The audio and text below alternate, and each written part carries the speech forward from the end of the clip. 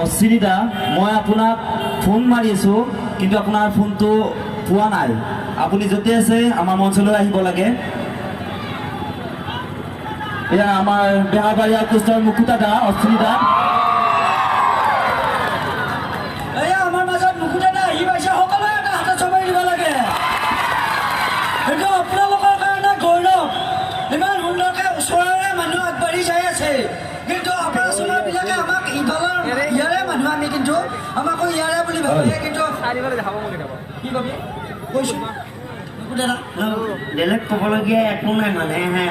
দুপৰীয়াৰ পৰা মই এওক ফোন মাৰি আছোঁ ফোনটো কিবা চুইচ অফ প্ৰথম দিব চুইচ অফ হৈছে কি মই কেতিয়াবা মানে আমি আহি আছোঁ ডিগ্ৰী পৰা ৰাসৰ পৰা কিন্তু মুকুতা দাই মোক ফোন মাৰি আছে মই নাজানো কিন্তু মুকুতা দাই মাতাৰ লগে লগে ইয়াতে যে আহিম সেইটো জানেই মুকুতা দাই